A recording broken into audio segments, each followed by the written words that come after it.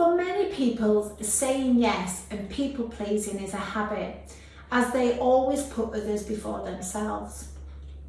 They want everyone to be happy, often going to extreme lengths to keep it that way. There are many reasons why people can't say no. For some, it is that they worry about how other people will view them if they say no, or they don't want to appear selfish and uncaring. To stop people pleasing, you must learn how to say no. But first you need to understand why it's important to say no. It has no benefits to continue the behaviour, as you are not respecting yourself.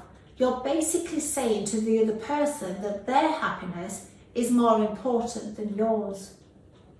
Saying no is saying yes to yourself. You are respecting your desires and boundaries, which means you are being authentic and you are taking control of your life. You are being assertive.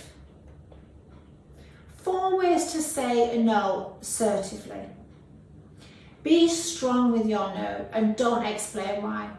You don't need to explain your no. No is a full sentence. Sometimes you can leave yourself open to judgment and negotiation if you try to explain yourself.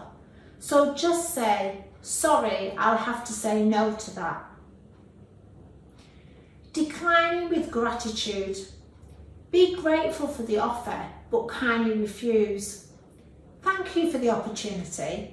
I appreciate you asking, but I'm so busy with other commitments at the moment. Show them you thought about it carefully. So I've had time to think about this because it sounds like a great opportunity, but I'll have to take a pass. I simply have too much on right now. Use your calendar. So simply tell them, let me check my calendar and I will get back to you. This will give you time to pause and reflect and ultimately give you a chance to pluck up the courage to actually say no. Now, I am aware that if you are used to saying yes to people all the time, it will take some practice to start to get into the habit of saying no. Therefore, I want you to try this fun exercise with a friend or colleague. Have the other person ask you all the sorts of questions while you practice with answering no. In the first round, you will say no to whatever question, even if you would actually feel a yes in that situation, just to practice.